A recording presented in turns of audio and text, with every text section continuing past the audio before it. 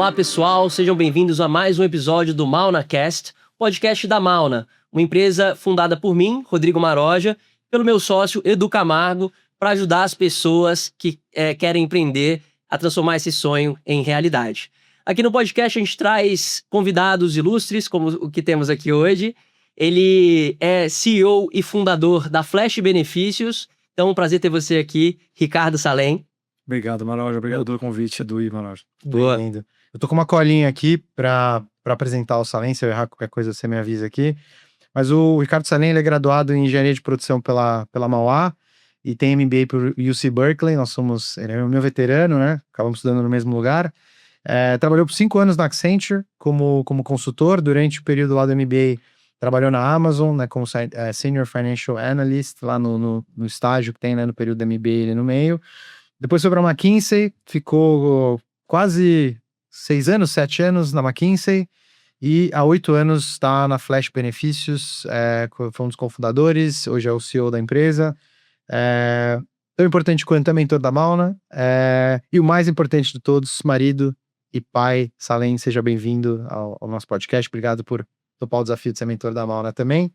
E Salem, eu falei bastante consultoria aqui, né, no seu descritivo. Acho que a primeira pergunta que eu tenho para você como que foi para você? O consultor, por definição, é um bom generalista, né? Ele está pronto para diversos projetos, ele acaba, às vezes, tendo pouca profundidade nos projetos, e acho que empreender é tudo menos baixa profundidade, né? É uma coisa que você tem que entender muito no detalhe e muito no pontinho que ninguém tá pegando, e você vai criar uma oportunidade dentro daquele ponto ali. Como foi para você essa jornada? Pode se delongar o tempo que você quiser aí para contar, mas acho que tem muita gente que pode estar no mesmo cenário de você, tá numa consultoria, tá pensando em empreender. O que foi o desafio para você? O que pode ser desafio para essas pessoas também? Boa pergunta. Vamos lá, eu acho que tem primeiro a decisão de sair e de transicionar, e depois de como escolher o que e como escolher empreender e o que pesou nessa decisão. E acho que tem um terceiro componente que você trouxe, que é a transição de skills e o que envolvia. E puta, a consultoria é uma baita escola, você aprende pra caramba sobre analisar problemas e achar soluções, você aprende a parte financeira, obviamente, do negócio muito bem, você vira um exímio comunicador, que é um skill set muito importante no mundo de venture-backed companies, pra cima, pra baixo, pro lado, pra tudo que é lado. Então tem vários skill sets que são muito bons, mas não te ensina a ser empreendedor, não te ensina a lidar com a carga regulatória do Brasil, não ensina a resiliência que ser empreendedor precisa, não ensina, dependendo do tipo de consultoria que você faz, ensina a liderar pessoas, mas não da forma e na escala que requer no mundo de empreendedorismo. Então isso você aprende na raça depois, e talvez tenha a sorte de ter bons mentores para te ajudar. Mas vamos voltar pro começo e tomar a decisão, acho que pelo menos contar a história de como eu decidi, o porquê sair, e mais do que isso, daí como é que eu fiz para escolher. Porque sair era mais porque eu não me via naquela carreira. Acho que eu valorizo a minha carreira em consultoria, acho que ela me ensinou muito e me formou muito de coisas que me ajudaram, mas eu olhava pra frente e não me via ficando naquilo nos próximos anos. Na verdade, quando eu saí, já estava há algum tempo convencido de que provavelmente o caminho era pra fora, só que eu tinha muita dificuldade, como muitos consultores têm, de escolher o que é. A gente tem muito mais facilidade de falar o que não do que o que sim. E isso gera inércia e dificuldade de tomar decisão.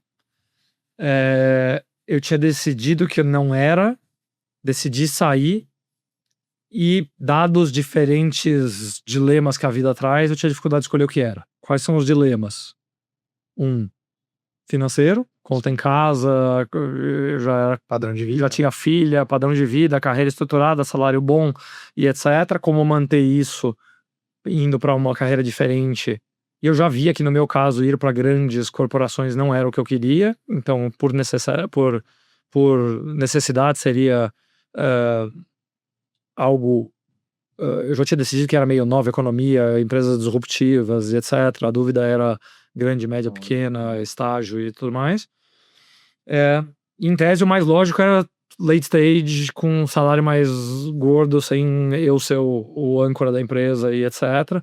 E era a minha primeira definição, mas eu tive várias conversas nessa época com gente para aprender como era na realidade, na verdade, o early stage, o mid stage, o late stage, o que era o skill set que cada coisa precisava, o que eram os trade-offs que estavam na mesa. E muita conversa em casa para conseguir pensar como resolver se eu fosse fazer cada um desses trade-off, cada uma dessas escolhas, o que isso significava para nós como família e como decidir isso. Tem um segundo elemento que é a carreira. Que, eu tava empresas de carreira estruturada, investindo em construir aquela carreira, aquele currículo, aquele história, aquele track record, próximo ano, próxima promoção e etc. Ter todo aquele sunk cost também, né? Que você já investiu muito naquela carreira pra chegar num lugar, né? E tá acostumado com o padrão também, né? Que você tá ali já... E uma carreira super consultoria, super estruturadinha. Ano que vem tem a avaliação, a cada X anos tem a promoção, tem o que você precisa construir como target super claro para chegar lá e etc. E cada uma dessas três coisas que eu tava early, middle ou late stage era totalmente diferente. Sim. E zero estruturado. É o que você entregar e coisa. E a primeira pergunta que eu recebi de alguns late stage entrepreneurs, assim, quando eu conversava, era: mas o que você quer fazer da vida? Em que função você quer trabalhar dentro da minha empresa? E a resposta era: não faço mais ideia de o que eu quero fazer da vida, porque eu já fiz um pouco de tudo, mas eu sou great at a lot, good at a lot, great at anything. Então, como escolher onde focar e tudo mais, e como abrir mão dessa carreira estruturadinha para uma carreira incerta, sem passos claros. Então, acho que esse é um segundo dimensão. E até se eu estava arriscando demais a minha vida, do tipo... É sunk essa escolha ou eu volto? Quanto meu currículo continua sendo desejado no mercado se eu errar e eu posso voltar? Eu tenho meu porto seguro de voltar para consultoria. Eu não queria voltar, mas voltar para outras coisas. Mas ter opções, né? Eu estou fechando portas ou mantendo algumas portas abertas? Então, ouvi algumas sugestões e conselhos de: olha, até certo ponto, um período você volta fácil, na verdade até agrega teu currículo, uma experiência de aprendizado, etc. Mais do que um certo tempo de erro, aí começa a custar caro e envolver pênaltis no futuro. E aí a modelagem financeira, que é um pênalti por, sei lá, X, um ano e meio, 2 anos, da curva que você projetar, começa a ficar mais custoso a volta e tudo mais. E acho que já deu pra perceber que eu não sou um cara de tomar decisões impulsivas, né? Então elas são, do meu perfil, informadas, planejadas. Não sou metódico e não chego a fazer listinhas aí pra fazer um PNL, mas... Você sai no seu processo. Mas eu sigo o meu processo de ser bem informado. Mas, Salem, o que deu esse start, assim, de você pular para essa oportunidade? Você fez todo o teu plano e aí você chegou os prós são melhores do que os contras? Você chegou a ter essa equação muito clara na sua vida ou não, nesse momento de transição? Acho que o trigger principal é que eu percebi no momento que eu tava enrolando. Enrolando porque a inércia é fácil. A inércia tá bem paga, a inércia é confortável, não te tira da zona de conforto. E continuar no business as usual era cômodo. Mas era cômodo, mas ele me deixava mais feliz. Eu brinco, quantas vezes você se pegava comemorando a sexta-feira e frustrado no domingo à noite. Nossa. E o consumo de energia que isso gera. E então isso tava me fazendo mal. Eu me via isso consumindo energia e felicidade até da vida pessoal, porque aquilo consumia. Só que era cômodo ficar na inércia e não commit e não ir. Então chegou um dia eu falei: não, chega, eu vou combinar minha data de saída e tudo mais, e vou me pôr uma arma na cabeça de definir que eu tenho esses meses para me definir o que eu vou fazer e qual é. E aí que eu me forcei a começar a correr atrás de um monte de conversa que eu precisava ter para definir esse monte de coisa. Só que o leque só se abriu no começo, não se fechou. Então decidir ficou mais difícil e não mais fácil. À medida que eu conversava com pessoas, traziam informações e ao mesmo tempo traziam possibilidades, até propostas de emprego. Que por um lado é bom, mas por outro lado confundia a tomada de decisão e eu ficava mais ansioso, na verdade. Eu nunca fui uma pessoa ansiosa, mas eu fiquei mais ansioso nessa época porque eu não conseguia escolher, eu não conseguia decidir, eu não tinha alguém me guiando, até me ajudando a tomar essa decisão de forma estruturada. Então era 48 mil inputs toda hora. E todos da sua forma válidos, né? No final do dia. Cada um com o seu ângulo, Exato, querendo ajudar, mas ideias diferentes, mas no fundo o único que conseguia tomar decisão era eu. Exato. E no fundo a ideia da Flash nasceu de uma dessas conversas. Um amigo de infância que eu fui almoçar contando o que eu tava pensando, as conversas que eu tava tendo, o que já tava na mesa de propostas de emprego e etc. E que, na verdade, eu tava indo viajar com a minha esposa, com a minha filha, pra gente descansar um pouco, porque eu tava... Tinha 3 meses de férias acumulada, não tirada, então eu falei, eu mereço um pouco de férias. E ele falou, eu vou te atrapalhar e vou pôr mais uma ideia na mesa, por que a gente não monta uma empresa de benefícios? E contou um pouco dos porquês dele da época e etc. E eu falei, cara, você tá maluco, essa ideia é maluquice, e 2, o early stage não é pra mim. Eu tô com um dilema de reduzir minha remuneração, você tá querendo que eu fique sem remuneração e vá botar dinheiro numa empresa pra montar uma empresa e começar do zero, pegar e arredondar uma ideia que ainda tá quadrada. Era, acho que a última prioridade na época dentro das opções que eu tinha. Mas ele me pediu para gastar um tempo ajudando ele a arredondar a ideia, e ao longo de 2, 3 meses, no fundo, a ideia virou, deu tesão, deu vontade, o projeto empolgou, gente que a gente foi pedir conselho, entrevistar, ficou empolgado e queria investir. A gente falou, bom, tem validação pelo menos, à medida que com o que ela evoluiu, enfim. Aí a ideia de sentar na cadeira, só terminando o tópico do como eu tomei a decisão antes de entrar na ideia da Flash ou em outras coisas que vocês queiram explorar aí, mas o dilema passou a ser como eu equilibro a ideia do early stage com aqueles dilemas todos que eu já tinha de carreira, financeiros, etc. Sim. Então, e aí que eu fui me aconselhar com algumas pessoas e a gente construiu alguns acordos entre nós, sócios, mas mais do que isso também, alguns acordos e alguns compromissos meus e gates de validação de, puta, se esse negócio em 6 meses não tiver certa validação, eu vou ajustar o caminho. Se em 12 meses não tiver acontecendo certas coisas, eu não vou entrar numa toada de... Eu não era moleque, mas... e etc. Eu falei, então eu não vou ficar 5 anos numa ideia que não anda. Ou ela demonstra que vai, ou eu vou pular fora pra uma outra. Então eu tinha alguns milestones que eu precisava e algumas regras que eu precisava seguir. Cara, eu vou lançar um livro agora em abril, ele chama Porque Você Não Deveria Empreender. E aí eu pego as letras da palavra start e eu encaixo nas esferas da vida que eu acho que você tem que se organizar para conseguir empreender. Então essa é saúde física e mental, e eu sei que você tá focando bastante nisso também nos últimos anos. Tesouraria, né? Então, quanto de grana você tem que separar, ou quão grande é essa jornada e onde você para, até que ponto é os seus stop loss e, cara, até esse lugar que eu vou. O A, que é a parte de advisors, como que você joga pessoas em volta de você que vão te ajudar, que já passaram por aquilo, que vão te colocar num caminho. R, relacionamentos. Cara, não se empreende sozinho, é impossível. Por mais que você esteja solteiro, você não empreende sozinho, tua família, amigos, todo mundo é impactado pela tua decisão e atrapalham ou ajudam o andamento do processo. E o último é tração. Cara, quais os combinados que você tem em relação a quais são os seus gateways de tração para continuar se mexendo? Então eu faço... Deu certo de caber tudo em start. Não tinha metodologia, né?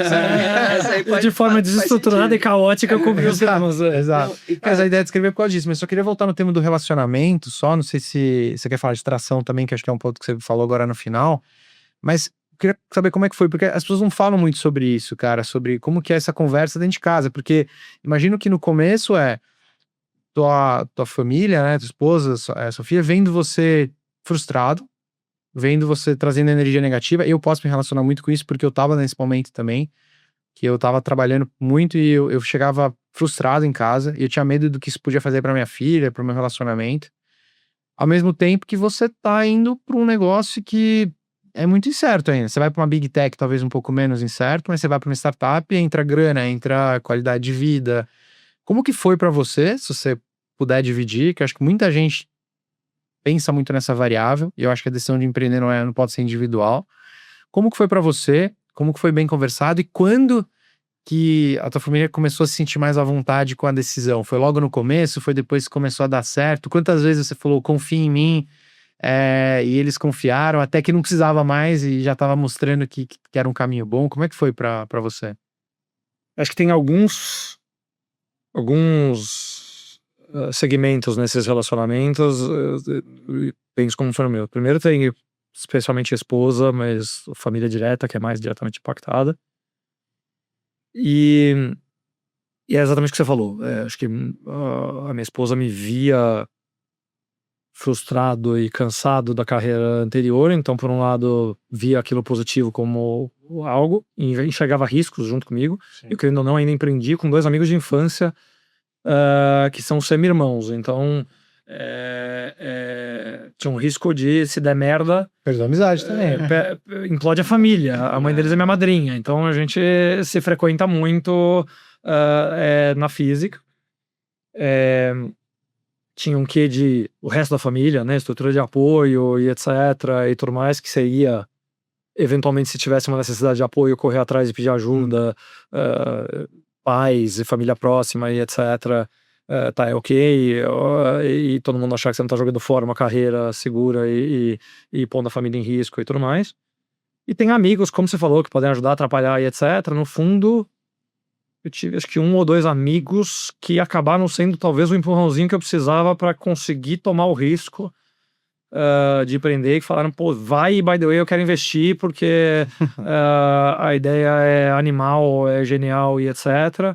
E eu não sei se eu teria sentado na cadeira se não fosse um pouco desse tapinha nas costas e esse empurrãozinho. Legal. Então eu acho que foram, de um lado, conversas, pensando mais em casa, de estamos nesse barco junto, estamos dispostos e vamos conversar com transparência ao longo do tempo para ver o que tá funcionando, o que não tá funcionando e como ajustar e como vamos apertar o cinto e gastar menos em casa por um tempo para conciliar e aproveitar X bolo de dinheiro que está separado para esse período e estamos acordados que está separado para esse período e vamos fazer esse bolo de dinheiro durar mais e juntos comito com isso, porque de um jeito ou de outro a Renata confiava em que a minha decisão era o que era melhor, apesar das inseguranças que a gente conversou sobre os outros elementos, mas foi total suporte e fundamental estar bem alinhado com isso. Os meus sócios, obviamente, que a gente tinha muita clareza e comunicação, valores muito alinhados, que é fundamental, sim, e 2, muita comunicação sobre os trade-offs e os diferentes momentos de vida de cada um e as prioridades para minimamente estar na mesa e um ser supportive do outro, de que eu entendo que você tem aquilo e eu não, então as tuas necessidades são essas, as minhas são essas, e eu te apoio nas suas, você me apoia nas minhas, e assim por diante. A família, o resto, eu acho que tem um quê de ser supportive e poder oferecer apoio se for necessário. Não foi, mas se fosse, acho que teriam. Acho que é fundamental não atrapalhar também. Não sei quem tá lá falando você tá fazendo merda que te avisei. Te avisei, seria tóxico. Que tem momentos difíceis, né? Tem momento que tá dando... Muito mais difíceis do que fáceis. Resiliência, acho que é o skill número 1 para você empreender. Então, se esse é o skill número 1 para empreender, significa que vai ter muitos momentos que eles são necessários, que você tá acordando de madrugada, que você tá preocupado, que você tá tenso, etc. Nessas horas, a pior coisa que você vai ouvir de alguém dessa estrutura de apoio é falando que te avisou e que talvez seja uma roubada e onde você se meteu e assim. Você ainda vai lá e te oferece um emprego. Que é a cereja no bolo quando as coisas estão difíceis e alguém fala, você não quer largar tudo e vir trabalhar comigo? Que é a última... Talvez seja, talvez em alguns casos seja necessário mesmo. Isso, né? Assim, eu vejo aquela pessoa que tá se ferrando empreendendo há anos, não paga as contas, tá começando a prejudicar a família. Já passou dos thresholds ali, né? Passou dos milestones que a gente falou de não ter, e etc. E não tá aprendendo a conseguir fazer o call de que, puta, o sunk cost na hora de virar a página, e etc. E talvez se passa demais, depois voltar pro mercado de trabalho é difícil, etc. Sim. Talvez alguém tivesse que ter falado pra essa pessoa que... Cara, tem uma coisa que você falou, que aí eu vou passar aqui, o Marcos tem uma pergunta aqui também. Uma das ideias ao montar a Mauna, e eu concordo muito a gente concorda muito com o fato de que você precisa uma hora ou outra cortar tudo, e você precisa cair de cabeça. Você nunca vai ter uma empresa grande, uma empresa que possa ter um potencial de ser muito grande, se você tá com o teu emprego ainda, e a gente sempre soube dessa premissa ao montar a Mauna. Mas uma coisa que eu penso muito é o seguinte, eu acho que essas conversas que você tem com a tua família, com as pessoas próximas, elas ficam muito mais fáceis quando você... O Manoj fala, primeiro você precisa se convencer, depois você precisa convencer os outros. Para convencer os outros, se você já tiver alguma atração, sinais claros de que aquilo vai dar certo, ou você consegue ver que aquilo tem um caminho, tem risco, vai ser um salto de fé uma hora ou outra, mas que você já conseguiu avançar mais no processo, já tem mais validação, eventualmente até já fez uma primeira venda, já teve uma demonstração de que aquilo rola, eu acho que essas conversas que ainda são 100% necessárias podem ser um pouco facilitadas. Eu vejo muito...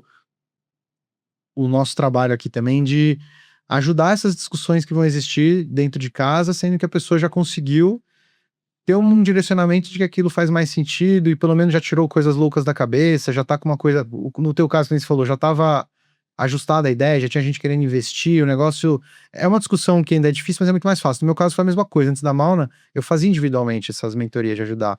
Eu comecei a ganhar dinheiro com isso, a gente comecei a ter cliente, começou a ter bastante gente interessada. Aí minha esposa olhou pra mim uma hora e falou, Edu, você tá muito chateado com todo o resto que você tá fazendo. Você tá chegando chateado em casa, cansado. Toda vez que você tem um call da tua mentoria, você tá rejuvenescido. Pô, cara, tipo, eu tô comprada. E foi o que eu precisei ouvir, sabe? Também óbvio que dei muita sorte na sociedade aqui, né? E tinha muito a ver com o meu propósito, mas assim, a gente poder dar para essas pessoas essa chance de ter essa conversa, talvez de uma forma mais baseada em validações, trações, é uma das coisas também que, porra, pra minha vida foi importante e a gente tentar ajudar, né, as outras pessoas a ter isso, né? É o que eu acho que eu gosto do Value Prop, que meu processo foi desestruturado, longo, apesar de ter sido curto, foi longo, porque eu digo que o processo de pensar e refletir sobre o que eu queria, o que eu não queria, procurar as pessoas para conversar, foi uma série de almoços e pequenas mentorias ao longo de, sei lá, 1 ano. Poderia ter sido um processo mais curto, estruturado, e claro, se soubesse quem eram as pessoas, quais as conversas que eu tinha que ter, etc. Definitivamente. E aí, uma vez que eu committed, que tô saindo e vou fazer, teve ainda mais uns 3, 4 meses de...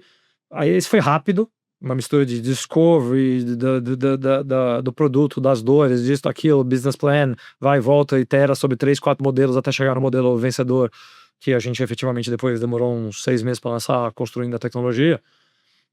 Mas esse pedaço foi rápido. Porque eu tava entre 30% e 70% time pronto, committed, pronto e com time committed. Perfeito. Então aí ele acelerou e foi rápido, mas ele já estava muito focado. Então, você ainda estava trabalhando, mas você tinha uma parte do teu tempo comprometido pro projeto? Como que você estava dividido aqui? Boa pergunta, não. Eu acho que esses 3 meses que foram rápidos, eu já estava bastante dedicado Eu tinha saído da McKinsey, eu estava dedicado a definir o que era a minha vida. Legal. Não necessariamente dedicado à ideia da Flash. Uhum. Por isso que eu falo que é entre 30% e 70%, porque eu fiz centenas de entrevistas com RH sobre produto, com advogado, sobre regulação, o Idioma 4, mas eu ainda estava tendo algumas conversas com aquela pulguinha de será que é essa ideia ou são outras, e estava fazendo outras, desde entrevista de emprego até mentorias e etc. Essa fase foi rápida. É isso que eu falo que foram 3, 4 meses, porque eu estava muito dedicado a definir o que era isso. Legal. A que foi lenta foi o antes de sair da McKinsey, que eu estava empregada, e essa foi muito mais lenta do que deveria ter sido. Ela poderia ter sido 3 a 6 meses no máximo, e ela foi 1 ano e meio. É porque não tem muito um gatilho, um senso de urgência, né? Não tem um call to action claro pra você pegar e falar, cara, vou largar tudo e vou começar alguma coisa. Não tem ninguém te colocando uma pressão de alguma maneira. E não tem um guia de quais são o start. Perfeito. Em uma pergunta surgiu o tema família, em uma conversa surgiu o tema família, opa, preciso pensar nisso. Em outra surgiu o tema early stage, mid late stage, opa, preciso pensar nisso e preciso me educar nisso. Aí virava N conversas para aprender sobre isso. Perfeito. Em outra surgiu o tema, uma outra hipótese de possível carreira aí para uma big tech, etc. Não entendo nada de como é a carreira nesses lugares, deixa eu entender quais são as possibilidades e etc. Então, cada avenida que se abria, e não tinha uma lista de quais eram os tópicos das avenidas que eu tinha que construir no começo e quem eram as pessoas legais para conversar sobre cada uma delas, virava sem um foco e um commitment e um call to action e uma urgência para fazer isso, virava meses de reflexão, conversas desestruturadas, etc, para eu conseguir formar uma opinião sobre essas coisas. Legal. Cara, eu acho que tem uma coisa que você falou, assim, você se colocou em movimento nessa definição do que seria a sua carreira em algum momento, assim. Dentro da Mauna, dentro do programa, o que a gente convida as pessoas a fazer é primeiro se colocar em movimento. Porque tem muita gente que quer empreender, mas não tá fazendo nada em relação a isso. Então o primeiro convite que a gente faz venha dar o primeiro passinho. Deixa eu te mostrar aqui um pouco sobre como que é ter uma ideia, como que é validar uma ideia. Testa algum produtinho aqui, alguma coisa menor que você já tem, para você sentir um pouco do que é esse gosto de empreender. Que no final do dia você tem que... você não vai escolher a carreira de empreendedorismo do dia para a noite. se você consegue experimentar um pouco, conversar com empreendedores, tá ali falando com mentores, né? Eu acho que isso ajuda muito a você ver se aquilo ali é para você, de fato, né? Então, um dos motivos da gente ter essa rede de mentores que a gente tem é as pessoas poderem sentar, conversar com o mentor, né, ao vivo, e perguntar, cara, como é que foi para você empreender de fato? Até esse bate-papo que a gente tá tendo é um Muito pouco útil pra disso, isso, né? muito É de útil pra você isso.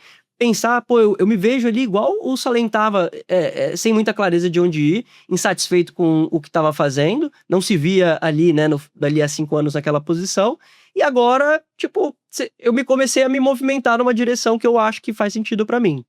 O que eu acho que faz muito sentido desse push é que a fase de indecisão, querendo ou não, é a fase de mais... Eu falei de ansiedade antes, mas a fase de mais frustração e mais ansiedade, porque você fica sem rumo claro. E no fundo, ela se alongar é a pior coisa que acontece, porque você fica meio in, meio out de tudo. Você não Isso está é dando seu verdade. 100% na sua carreira, porque você não está comprometido com aquilo, você não está se dedicando ao máximo naquilo, você não está feliz com aquilo, ou você provavelmente já sabe que aquilo não é.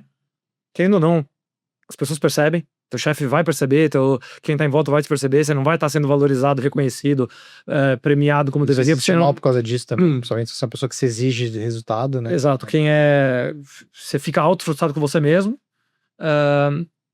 e depois, e você fazer esse processo sem, acho que estrutura, guia e sabedoria, ele é um processo muito mais longo por deveria. Então, eu acho que o que é brilhante dessa proposta de valor é você conseguir guiar e estruturar, permite que você encurte esse processo, no seu ponto, e dois, você sai, no push de você já sai com clareza, comprometimento, validação, tudo que eu fui fazer sem salário, me ferrando, desempregado, comendo aquele bolo de dinheiro que era para em tese estar viabilizando a ideia depois.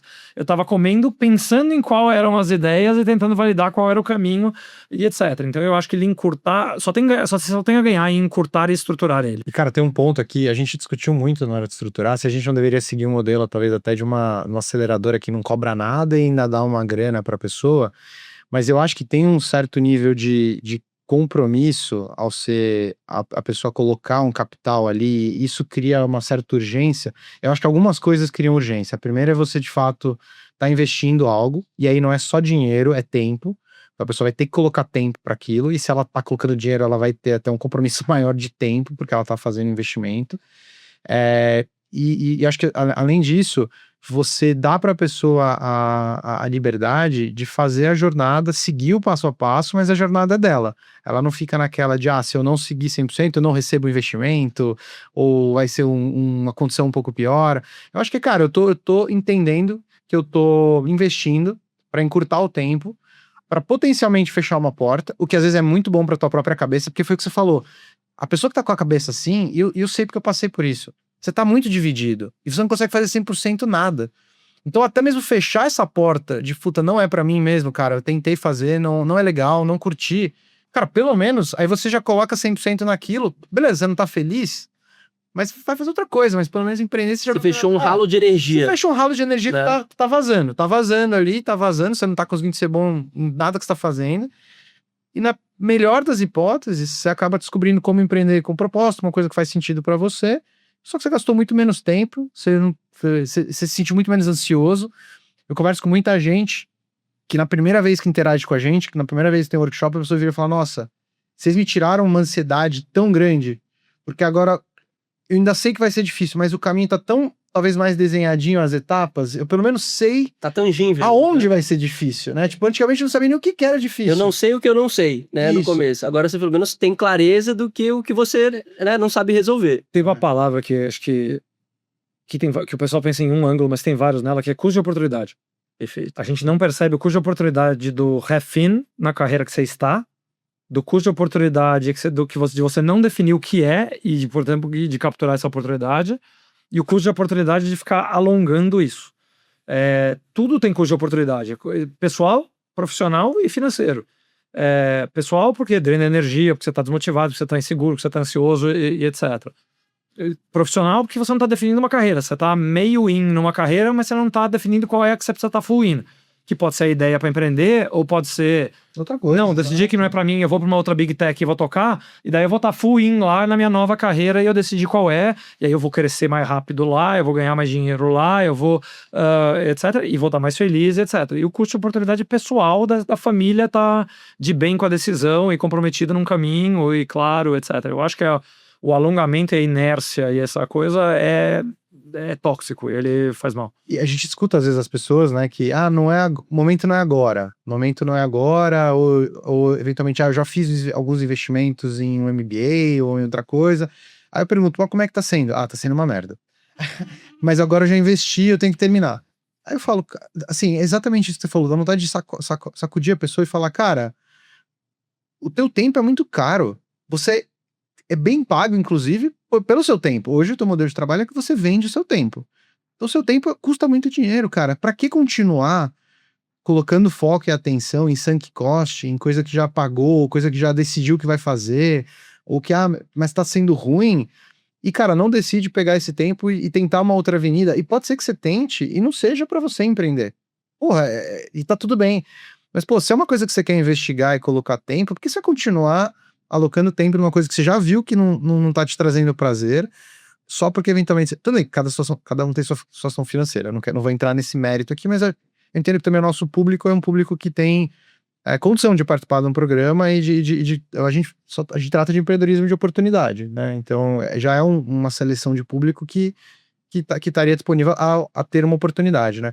Mas eu acho muito louco isso, a pessoa, não, vou jogar pra frente, vou fazer depois, eu vou terminar outras coisas que eu tenho. Esse argumento que você falou pra mim é muito foda, porque, cara, nunca vai ficar mais barato, nunca teu custo de oportunidade vai ficar menor, nunca. Tipo, se ficar, aconteceu alguma coisa muito errada. Não, e se ficar é porque aconteceu uma coisa muito errada aí no meio do caminho. Mas se você continuar fazendo tudo que você tá fazendo, ele só vai aumentar. Então, retardar uma decisão... E, de novo, cada um tem seu tempo. A gente fala muito sobre isso, né? Cada um tem seu tempo. Me demorou uns 2 anos pra tomar a decisão. Eu acho que se você pensar assim, quando que eu comecei essas reflexões, talvez tenha demorado uns 2 anos. Quando eu voltei da MBA e fui pra consultoria, eu achava que ia ficar 2, 3 anos na McKinsey. Fiquei 6, 7, sei lá, 6. Então, já teve uns 2 a 3 de surplus aí. Mas se você pensar, nos últimos 2 eu já achava que aquilo não era. Não a McKinsey, consultoria em si, que não era a profissão que eu queria. Mas demorei 2 anos pra sair da inércia e me comprometer a definir o que é. Esses 2 anos eu cresci, eu aprendi, me desenvolvi? Certamente. Eu ganhei mais dinheiro? Ganhei. Foram perdidos? Não. Talvez pudessem ter sido melhor usados se eu tivesse me decidido antes o que fazer. Eu fiz tudo que eu podia para decidir e etc. Não, certamente eu tive essa letargia toda que a gente tá falando de inércia, E que é comum, todo que mundo. vai para o próximo projeto, vai para mais um semestre aqui que vai ter uma coisa legal e enrola. Mas acho que enrolar e a inércia e não pôr o dedo na ferida e se forçar a gastar um tempo se dedicando ao que talvez seja o melhor resumo do que aconteceu ao longo desses 2 anos. Boa. Mas e aí, Salem, você tomou a decisão, né, de empreender, fez todas as suas análises, e você decide ir para um mercado que não era um mercado trivial, né? Já era um mercado que tinham grandes players, consolidados, era um setor que regulado. Você tinha que fazer toda essa análise prévia para ver se poderia entrar ou não. Por que você escolheu esse setor e como é que foi esse momento aí de pegar e falar, cara, eu vou entrar aqui e mergulhar de cabeça? Pergunta legal, talvez seja menos encantadora a resposta do que deveria, porque a verdade é que, como eu falei no meu momento, eu estava explorando algumas ideias, a maioria delas eram empresas mais desenvolvidas de later stage que já existiam, isso em segundo semestre de 2018, só para contextualizar macroeconomia. E eu tenho 2 sócios, eles 2 são irmãos e são meus amigos de infância, como eu falei. E um deles foi almoçar e falou, cara, meus funcionários detestam o vale-refeição deles, metade vende e deixa 20% na mão de um AJ que cobra dele pra fazer, porque ele não consegue comer onde ele quer, então ele prefere vender e perder 20%, então o cara prefere trocar R$100 por 80 pra poder usar onde ele quer, de tão ruim que é o produto. A empresa detesta contratar aquilo, diz que o serviço é horrível, o produto é péssimo, a gente já tentou contratar 2 ou 3 e os caras nem querem me vender, não tem telefone. E liguei para um amigo que é dono de restaurante, ele disse que ele é esfolado. Não é possível, os caras têm 3 clientes e ninguém gosta deles. A empresa, o restaurante e o colaborador. Tem que ter um jeito de fazer isso melhor. E eu pensei numa ideia aqui, na época o desenho inicial era com QR Code, tava na moda isso na época. O super app, né? Tudo isso. Era o super app, mas o modelo era pré-pago no mercado por definição e por lei, então era mais sustentável mesmo financeiramente, etc. Eu falei, legal a ideia, mas você vai brigar com o Banco do Brasil e com o Bradesco, que são 2 acionistas do maior player. Sodexo, os caras... Indústria regulada pelo Banco Central, pelo Ministério do Trabalho, competir com 4 gigantes que tem 95% do mercado. Será mesmo? Produto com QR Code, criar rede, olha o tamanho do Brasil, cadastrar restaurante no Brasil inteiro, supermercado no Brasil inteiro e tudo mais. Só joguei água na ideia dele. Eu literalmente, o Pedro disse que lembra desse almoço até hoje, que eu perguntei pra ele se ele era maluco, que ele ia estragar a vida dele, que tava... Eu fiz isso com você, quando você foi me contar num evento. O Edu também achou que eu tava maluco. Então, assim, eu não fui otimista, né, no D0. Como eu falei, eu sou muito racional e pouco impulsivo na tomada de decisão, então eu precisei racionalizar, internalizar. E o que ele me pediu foi, ele falou, o que você vai fazer? Eu falei, eu tô gastando uns 2 meses pra tirar umas férias, e 2 pensando, elaborando algumas ideias e algumas coisas. Ele, me ajuda. Ajuda a gente a entrevistar um monte de gente. Ao invés de criticar, vem aqui pra gente resolver. Se você não tiver a fim de fazer, eu vou... Ele falou, eu e o Pedro e o Gui, os 2 irmãos, falaram, a gente acha que vai fazer, achamos que você é a terceira cabeça pra montar com a gente, mas se não for, a gente achar outra, mas de alguém que ajude a gente a estruturar um pouco melhor essa ideia e etc. E aí eu gastei esses 2, 3 meses com eles entrevistando, acho que a gente falou com 100 RHs, falamos com... O Pedro foi advogado na vida, então ele tem uma rede de advogados grandes, falamos com um monte de advogados para entender o regulatório e o que precisava, o que podia, o que não precisava. Eu já falei isso umas vezes, eu falei, cara, como é que eu não vou preso de inovar nesse produto sem cruzar uma fronteira, né? Toda inovação, né? O Uber, o Airbnb, assim, né?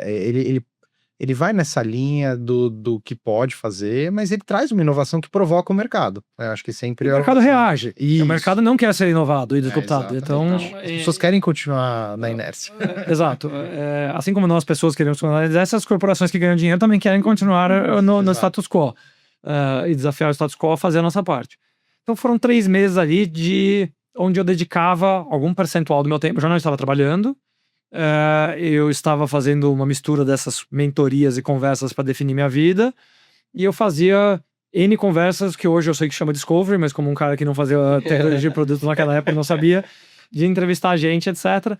E eu montei um business plan naquela época eu acho que essa é a cara do business, com o business plan esse que mudou todo, mas esse business plan virou depois o business plan, o foundation do que virou o nosso pitch para investidor. Que legal. A gente acabou isso em dezembro de 18, no fundo, com um desenho do que seria o MVP do produto, que era o business plan que a gente ia explorar para os próximos 18 meses, e acabou virando conversa com alguns investidores que ouviram falar da ideia e nos procuraram, na verdade, mais do que... Eu tive um final de semana para criar um pitch.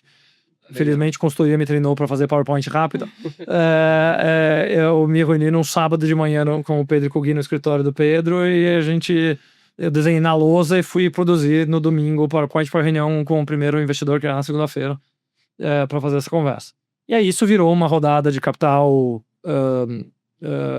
seed ali no PowerPoint para montar o produto. Demorou mais uns 3 meses para a gente ter o produto rodando em beta.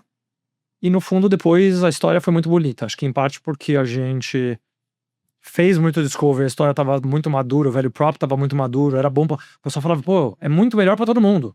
É muito melhor para o colaborador, é muito melhor para a empresa, é muito melhor para o restaurante que nem sabe quem você é no começo. É quase no-brainer. E a gente acertou muito o desenho do produto, as funcionalidades, o serviço e etc. Então fez com que a gente fez, no fundo, o business plan que a gente tinha desenhado para 18 meses aconteceu em 5. De crescimento sei lá, a gente começou com 28 empresas, tinha 500, 600 depois de 6 meses já como clientes, com NPS altíssimo, com nível de satisfação altíssimo, a máquina de vendas voando, etc. Os clientes aqui, né?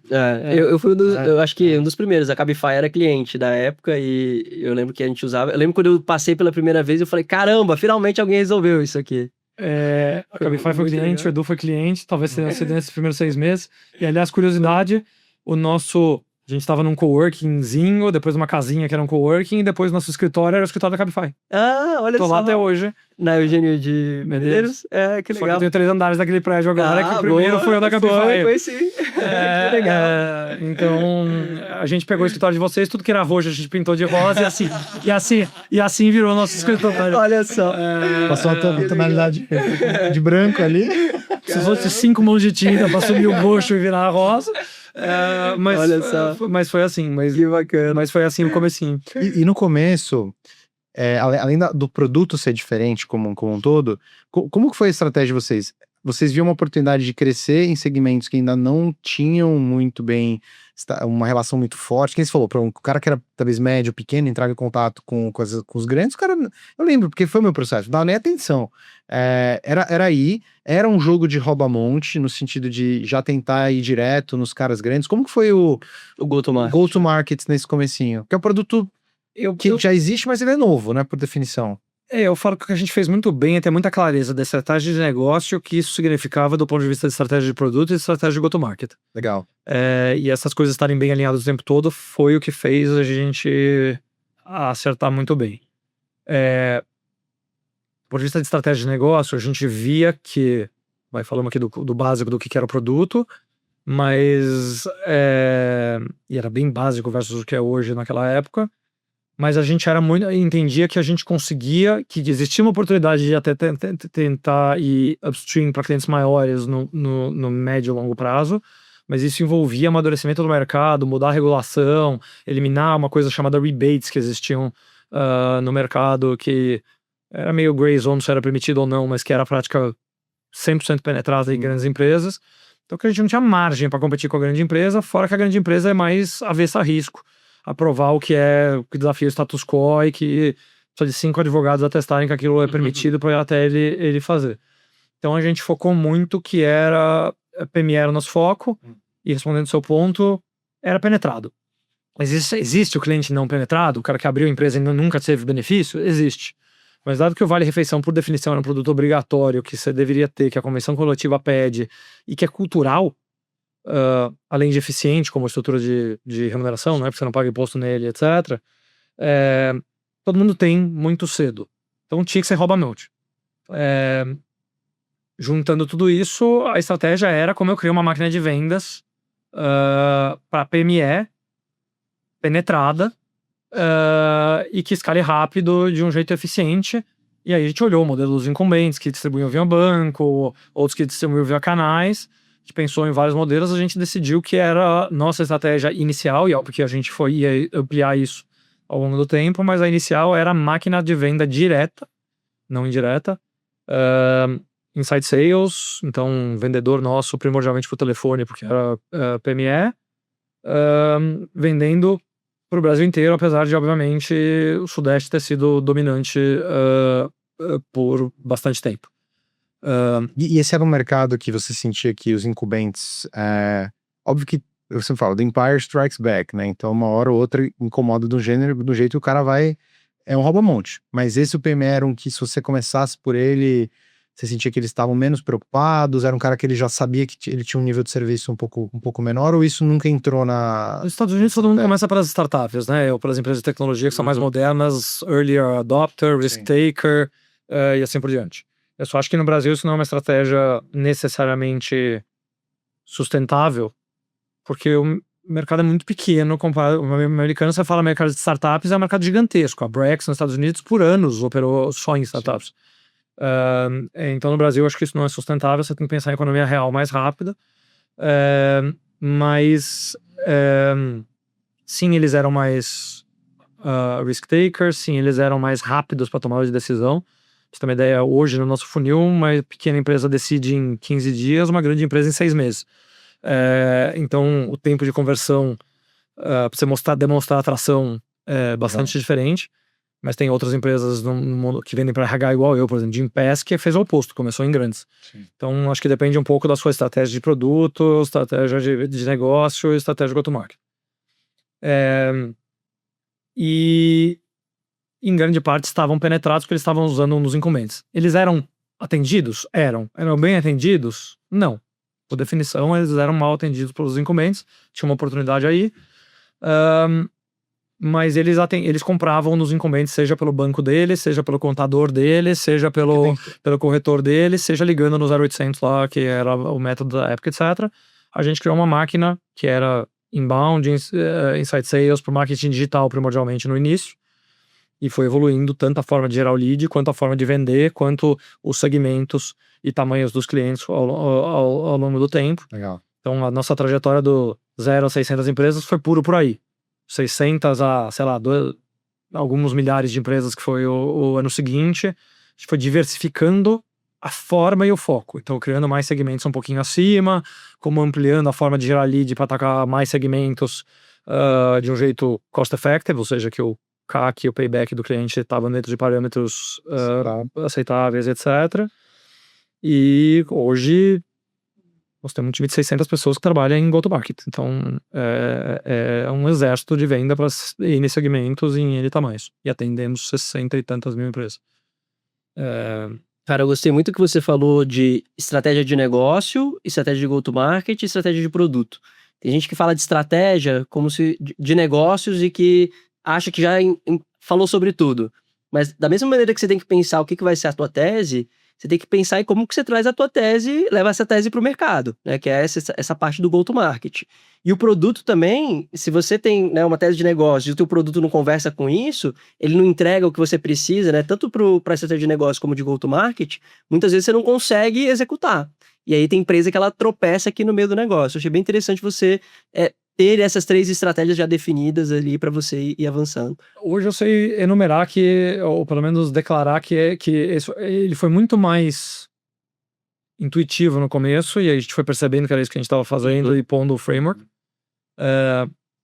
Mas eu vejo muita gente errando nisso, no sentido de que não adianta nada você conseguir vender para pequena empresa e ter um produto que é ultra complicado e sofisticado e que demanda 2 meses de onboarding com um consultor atachado e tentar vender esse produto para pequena empresa. Não vai escalar, ou o CAC vai ser impossível. O CAC vai ser impossível, ou a operação vai ser afogada. A gente já tentou fazer esse erro com alguns dos novos produtos que a gente fez depois, etc., ou adquirimos. E puta, dói muito. Porque você tenta vender um produto que é complicado, é lindo, porque é completo o produto, o cara fala, brilhante, eu quero esse produto aqui. Só que o payback desse negócio vira 3 anos, porque você vai, dessa venda, porque você vai gastar horas e horas e horas, e o nível de satisfação depois do cliente não vai ser bom. Porque o produto é complicado, no dia a dia é complicado, ele não precisa de 90% do que está lá e etc. Então, acho que ter clareza dessas coisas e ter clareza à medida que você evolui. Às vezes você fala, agora eu quero ir upstream. Quero começar a vender para empresa grande. Tá bom, mas o produto tá pronto. Aliás, quando eu falo produto e venda, tem um componente de serviço, se você é B2B especialmente. Sim. A Identity, que faz parte do produto e do go-to-market. Depois que você vende, você precisa onboardar, você precisa atender, você precisa resolver problemas, você precisa fazer isso. Toda a operação tem que estar desenhada em torno do seu ICP e do modelo sustentável para ele, e à medida que você cresce outros produtos ou outras ICPs, e a gente fez esse movimento nos últimos 2, 3 anos, parte da reflexão é essa, meu produto está pronto, minha máquina de vendas está pronta e minha máquina de servir está pronta, e eu consigo onboardar, atender, tirar dúvida e deixar, eu tenho um NPS de 80 e continuo tendo nos últimos 6 anos, eu consigo ter esse NPS de 80 nesse outro segmento, que o padrão de exigência é outro, a forma que ele quer ser atendido é outra, e assim por diante. A empresa pequenininha quer ser atendida por WhatsApp rápido, a empresa grande quer ser atendida por e-mail e telefone, e o jeito diferente. Então, como é que eu desenho um modelo de serviço de uma forma totalmente diferente para aquele produto que é totalmente diferente? Você lembra, e eu faço essa pergunta porque a gente tá passando por isso também agora, né? Lembra algum não que vocês tiveram que dar no começo por causa de foco, que machucou no sentido de um bolsão de dinheiro que estava ali na frente, mas que às vezes você não queria diversificar a tua estratégia de produto ou de go-to-market? Teve algum desses que doeu, assim, de vocês tomarem a decisão de não atender? Ou pelo menos momentaneamente? Fizemos vários e doeu os que a gente deveria ter falado não e não falou também. O sim errado, né? O sim errado também é ruim. A gente chegou a ter que demitir clientes recentemente. Recentemente não, mas há um ano ou dois atrás. Porque tinham clientes que estavam desalinhados com a estratégia do produto, ou o produto estava desalinhado com os clientes às vezes que vieram com uma aquisição ou coisas assim, e que o custo organizacional deixa aí, é receita. O custo de atender é alto, né? O custo de atender é alto, o custo de distração da companhia para atender é alto, o custo de ter que ficar balanceando o produto para ficar minimamente aceitável para ele, e by the way, ele não é feliz porque o produto não está bom para ele, é alto. Então o custo de não ter dado não naquela época e o custo depois foi alto. Mas assim, falando cronologicamente, no começo da Flash era muito tentador a gente ir para clientes grandes e tentar e montar um time para atender. A gente falou não por muitas vezes de não montar um time de enterprise por muito tempo, porque a gente entendia que o mercado não estava maduro o suficiente, que não ia funcionar. O Gui, meu sócio que lidera produto, quando a gente começava a inventar moda e ter várias ideias malucas de coisas de produtos a mais que a gente podia fazer e outros produtos, etc., várias vezes ele falou, tá bom, daqui a um ano, agora não. A gente está focado em fazer A, B e C, não dá para abrir o leque, é coisa demais, vai ficar desfocado, etc. Então a gente deixou de fazer alguns produtos, ou postergou e atrasou fazer alguns produtos, alguns que a gente está fazendo agora, porque alguém teve a consciência de falar, nós não estamos prontos para fazer esse produto agora, a gente vai capotar se a gente fizer mais um produto agora, o nível de serviço e a qualidade do produto atual, que está precisando de mais atenção e mais carinho, vai sofrer se a gente for se dedicar a outro. Nós não estamos prontos para vender isso, ou a gente vai vender esse produto, ele está... Um exemplo contrário, quando não é de produto, é começar a vender um produto para um ICP que ainda não está pronto. Você vai vender, o NPS vai ser baixo, vai frustrar o cliente, você vai se frustrar, ele vai gerar churn lá na frente, e etc. Então, acho que tem N exemplos dos dois lados. É o mais difícil. A gente disse não e diz não até hoje por expansão geográfica de outros países. É tentador. Investidores gostam de você virar uma empresa que domina múltiplos países e etc. Tem oportunidade, tem risco de alguém fazer antes de você e a hora que você quiser fazer ser mais difícil. Você fica preso, né? Depois, você ficar preso e você perder a oportunidade. O medo é sempre o FOMO, né? De você perder a oportunidade de outra pessoa apresentar essa oportunidade antes. Sim. Então tivemos que, de todos esses exemplos, é muito difícil ficar focado. A gente ouve que grandes empreendedores que falam que o foco é o número um, você diminui isso no dia a dia e fala, não, eu consigo, o meu é diferente e eu preciso, mas na prática deveria ser algo que você tem que ter o guardião do foco na companhia e alguém tem que fazer esse papel o tempo todo. Legal. E só um paralelo que eu acho que é legal, porque assim, a gente tem muitos mentores aqui que têm negócios que são mais lifestyle business, que estão super felizes, que dá dinheiro, eles botam o dinheiro no final do bolso dentro de casa, é o que eles gostariam de fazer. E a gente tem alguns mentores, né, que estão no que a gente chama do VC Track, né? Para quem não entende, o VC Track é o caminho que você decide colocar investidores que têm uma demanda muito alta por alto crescimento, e que vão fazer você, né, a ideia é que você siga um caminho de alto crescimento, porque de fato eles precisam, por mandato, né, do fundo deles, ter um retorno muito alto. Eles vão fazer algumas apostas que vão dar errado, outras vão ter que dar certo, que dar certo tem que dar muito certo. E aí é um caminho que traz muito acesso. A gente já conversou sobre isso, né, o quanto que os seus investidores te dão acesso a outras pessoas, até potenciais clientes. Então imagina o cara que você entra num fundo, você também oferece a solução para todas as empresas do portfólio do fundo. Então acho que tem vários benefícios. São pessoas inteligentes, nem todas são empreendedores, mas são pessoas que têm uma inteligência muito grande de negócio, entendem como funciona a indústria, entendem como jogar o jogo, que é importante você como empreendedor também aprender a jogar o jogo, eles te ensinam. Mas tem essa pressão, né? Uma pressão por não dizer alguns nãos, né? Ou te desafiar, falar, cara, tem certeza que você vai falar não? Tem certeza que não dá para fazer tal coisa? Como que é? E aí você também acho que tem muita experiência, eu trabalhei em Venture Capital, né? Como que é para você essa relação entre saber que existe uma pressão muito grande, e vocês são grandes, né? Mas imagino que mesmo assim, todos os investidores querem que seja, vocês também querem que seja maior, mas vocês estão no dia a dia. Você tá ouvindo o NPS, você tá vendo o time se desvirtuar, você tá vendo o impacto daquilo organizacionalmente, culturalmente. Como que você navega esse tipo de coisa? Até para dar um conselho para quem já tá nesse caminho ou tá entrando, porque acho que não é nem bom nem ruim. Eu sempre falo, vicia ou não vicia, mas são escolhas. E aí tem coisas que para algumas pessoas incomodam, para as pessoas é difícil de. Para não incomodar, é pessoa que vai ter que fazer, mas vai ser mais difícil você manejar. Como que é para você essa relação? Eu acho que no fundo o bom investidor não é só um investidor que coloca isso, né? Você, como tá no high growth, você tá vendo tudo que tá acontecendo no mundo, você tá pensando nisso o tempo todo e etc. Mas eu acho que o bom investidor deveria ser o teu parceiro para refletir sobre e não para agir sobre. Legal. E é para isso que o bom board é para isso. E o meu board me ajuda a pensar nas 45 mil opções e eu ouço com alguma frequência, mas vamos fazer quais e quantas e etc, porque tem muita coisa, tem muita opção. Sim. A Flash tem um privilégio de ter muita opcionalidade, muitas possíveis avenidas que a gente pode abrir.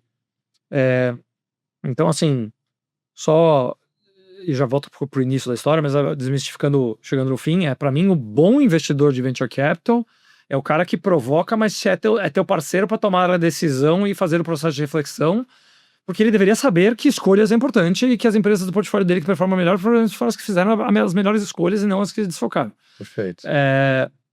Então, se o teu investidor não é board member e etc, não for o cara que traz a provocação, mas aí senta com você e te ajuda a estruturar o processo, ou você estrutura e leva de volta a discussão, receba o push, estrutura a discussão, leva de volta e fala, vamos aqui pensar, temos todas as opções, quantas a gente acha que dá conta de fazer, com que nível de energia, o que é foco e o que é opcionalidade, onde eu gasto um pouquinho de energia, se é que eu estou na opção com o poder de poder usar, e poder é capital, poder é mental space, poder é time, e etc. Eu falo que a gente pôde, há 2, 3 anos atrás, teve o privilégio de poder criar 2, 3 novos negócios em paralelo e apostar em algumas coisas, e muita coisa do tamanho que a Flash tinha naquela época, ao mesmo tempo, porque a gente teve acesso ao capital, teve acesso ao tempo e teve capacidade de execução de montar a organização mas também teve investidores que foram bons thought partners para refletir sobre o que e como. Legal. Voltando pro início, que é VC Track ou não VC Track. Para mim, falam muito do tal do Founder Market Fit e etc. Acho que tem gente que é feito para eu não sabia, eu caí nele por acidente. Sim. Não me arrependo, gosto. Tem trade-offs, como tudo na vida, tem prós e tem contras. Acho que você tem que ter conversa sobre ter consciência dos prós e contras e dos desafios que ele faz. Não para xingar, mas sim para gerenciar. Tem vários dos trade-offs, seja da pressão, seja do valuation, seja dos termos dos contratos, etc., que você tem que aprender como gerenciar eles ao longo da vida e viver com eles sem ser refém deles. Sim. Mas eu acho que tem essa reflexão no começo de que tipo de founder eu quero ser, que tipo de dedicação eu quero ter, qual que é a trajetória de ser uma hyper-growth company, que independente da pressão por crescer rápido traz desafios. Sim. Desafios organizacionais. A Flash foi de 30 funcionários para 200 em 1 ano e meio. Você tem que estar preparado para isso. Quebra tudo na organização ao você fazer isso. Depois a gente foi de 200 para 1.000 em mais 2, 3 anos. Quebra tudo de novo. Você tem que estar pronto para gerir esse mamute. Você tem que ter time executivo que esteja pronto para gerir coisas desse tipo. Você tem que adaptar seus processos muito rápido. Então, tem implicações não só pelo track de venture que tipicamente está implied nessa escolha, mas também para o que vai ser teu dia a dia, o que tipo de pessoa você vai estar cercado, quais são... Você vai ter que conviver tomar decisões difíceis sobre pessoas, sobre organização e etc, porque é inevitável que vai acontecer quando você cresce muito rápido e são as mais dolorosas de se tomar e assim por diante. Então eu acho que faz sentido ter essa reflexão no começo, que tipo de founder eu sou, o que eu quero ter, com os prós e contras, sem preconceitos, mas com os prós e contras dos dois modelos e tudo mais, e entender também que tem ideias que às vezes requerem um modelo ou outro. Sim. Porque se você entra num mercado que é muito... Você vai criar uma ideia que requer capital, ou requer crescer rápido, ou tem baixa barreira de cópia no começo e um mercado gigantesco, se você não for pro VC Track, tem alta chance de um concorrente seu ir, e ele te engolir se você não for. É tão lifestyle business de um aplicativo de entrega? Será que dá pra... Acho que não dá, né? Pois é, no meu mercado a gente chegou a receber uma provocação de um founder de hypergrowth, muito bom, por sinal. Você fala, pô, essa outro caminho aqui de produto, de estratégia de negócio, que talvez seja mais lento e etc, será que não é melhor? E eu falei, putz, se eu fizer isso, alguém vai fazer o meu modelo que eu criei, tanto que ele foi múltiplas vezes copiado, e vai me atropelar. E aí eu vou ser o follower e não o líder. Então eu não acho que, por causa do tamanho do mercado, que era muito grande, e porque o mercado, na minha opinião, está pronto para ser disruptado. Então, se ele é grande e tá pronto para ser disruptado, e esse modelo disrupta ele rápido, se eu não fizer, alguém vai fazer. E se é um modelo que, por definição, tinha margem baixa, investimento alto para crescer, e muito dinheiro na mesa, ele ia atrair o VC Track de um jeito ou de outro.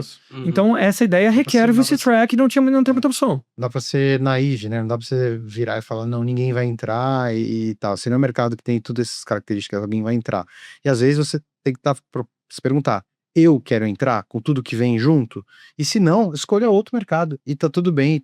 Cara, o que não falta é mercados que dá pra você ter um lifestyle business, dá pra ser feliz, não vai ter VC entrando. Então, acho que esse ponto é muito importante, né? Se você está disposto. A gente está chegando um pouco no final aqui. Eu queria fazer uma última pergunta. Você começou a tatear isso aí, mas acho que tem muita gente que talvez esteja interessado em ouvir isso, que é assim, as pessoas já têm um produto, que é um produto que dá certo, ainda tem muito mercado para crescer, ainda tem muita oportunidade dentro do produto, que tem a característica de ser um produto financeiro, né? Que é o interchange, aí tem o nível de serviço do cartão, tem que funcionar, relacionamento com bandeira, é um business.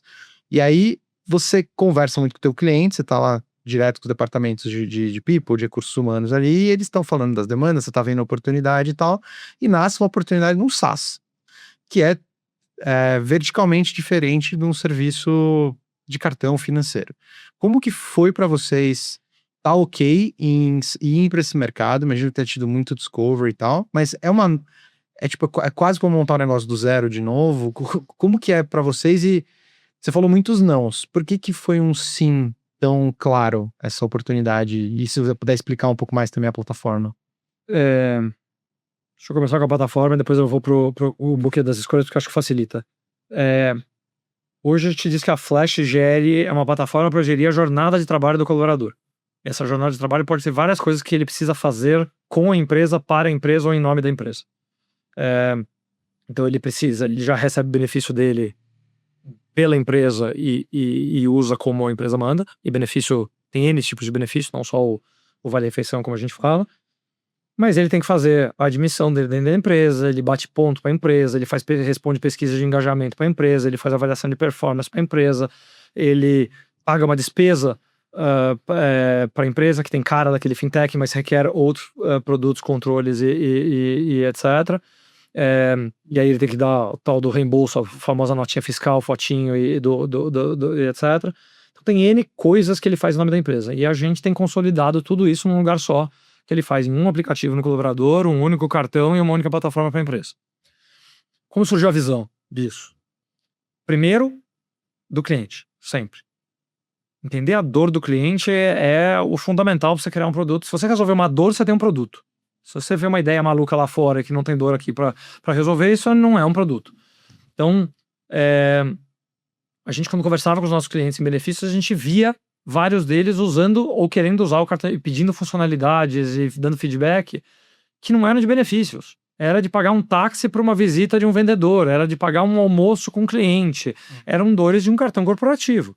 Aí começou a surgir a ideia do cartão corporativo e que daí, começando a pensar sobre essa ideia, que a gente falou, pode ser o mesmo cartão, a gente já tem a tecnologia do nosso lado, o autorizador e etc, para fazer isso aqui em casa, embarcado, o cara já tem o cartão, ele ativa digitalmente e etc. E isso começou a ter uma ideia que poderia ser um produto. Quando ele virou prioridade? Quando a gente fez um planejamento e começou a pensar as N ideias que a gente tinha, assim como as coisas de RH, tá? Só para terminar, mesmo processo. Os clientes pediam, você já tem um app que tá na mão do colaborador, por que você não me deixa mandar uma pesquisa para ele nesse app? Tem um outro app para ele bater ponto, por que ele já não pode bater ponto no mesmo app e etc. Quando eles foram de ideias de funcionalidades para ver, a gente percebeu que eles não eram funcionalidades, eles eram outros produtos, e aí ficaram na gaveta no tal do foco. Não, isso não é uma funcionalidade que eu vou fazer em benefício, deixa no parking lot aqui parado esperando, eu penso um dia se quando eu vou fazer isso, mas você começa a ter um parking lot de ideias que tinham caras de produtos de negócios. Por que esses e não outros? Aí a gente fez uma reflexão em determinado momento de qual que eram os próximos passos além de benefícios da Flash. A gente já era grandinho em benefícios, mas continuava crescendo 3, 4, 5 vezes ao ano naquele momento, então ainda tinha muito espaço de benefício. Mas a gente falou, tá bom, qual que é a visão maior ainda? Qual que é o sonho maior que o sonho grande de benefícios?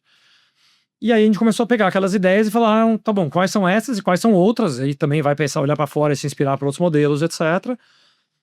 Olhando para outros países, como eu falei e tudo mais. E a conclusão foi que essas oportunidades eram grandes, enormes, tão grandes quanto o mercado de benefícios ou maiores, cada uma delas. Tinham muita sinergia com o nosso core, porque ou usava o mesmo cartão, ou usava o mesmo stakeholder dentro da empresa, ou usava a mesma jornada e pedaços e etc. Entrevistando muito cliente, falar, puta, se eu resolver isso aqui dentro, você usa?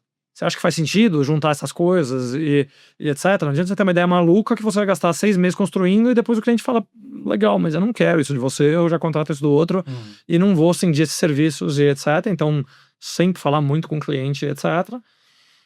E aí chegou no momento que isso virou algo estruturado que a gente levou para os nossos investidores e para o board, e virou uma nova rodada de capital, que é um negócio gigantesco, com uma mega oportunidade.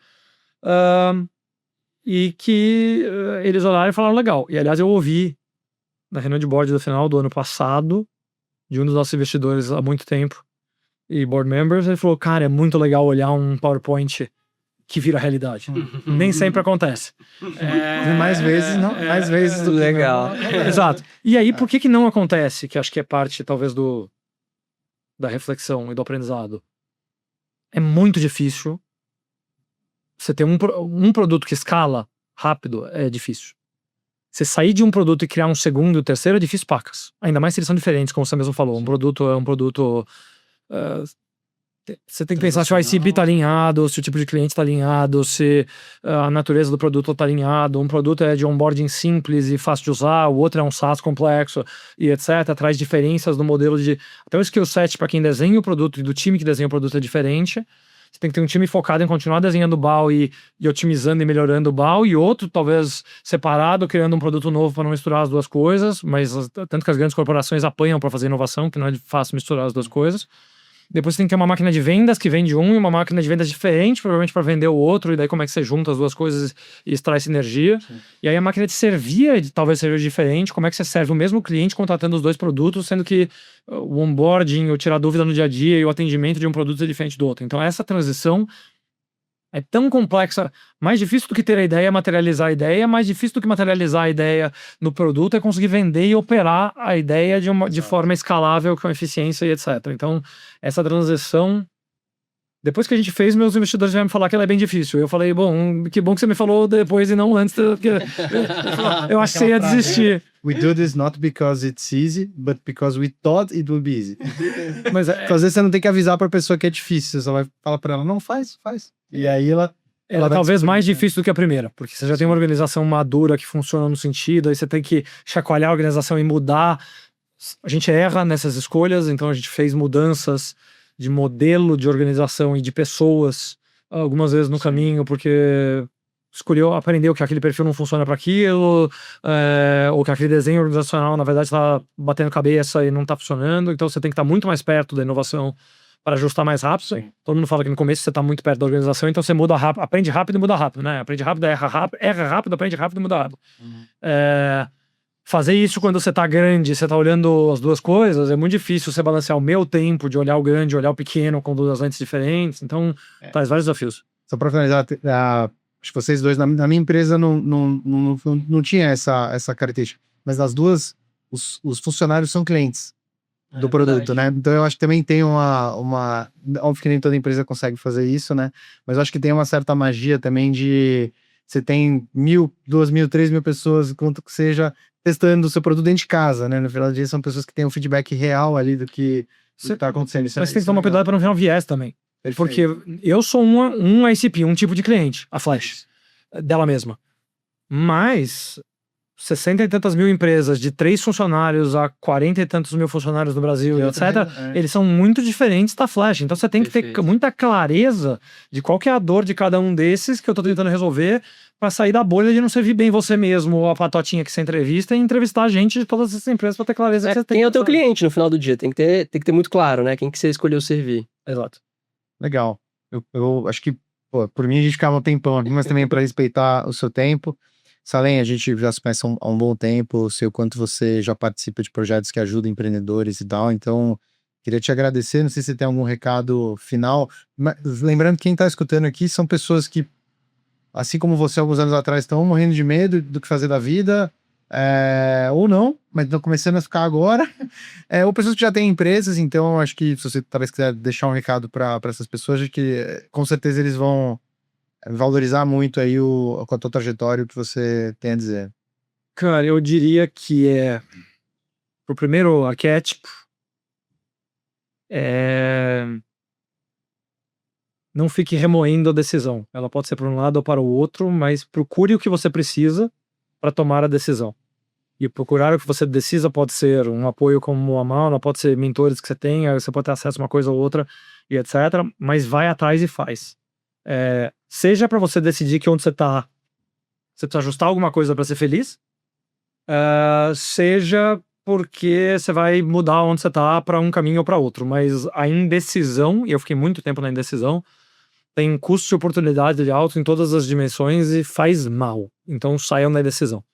E eu converso, especialmente quando estou entrevistando gente para contratar, com muita gente que você percebe que está na indecisão.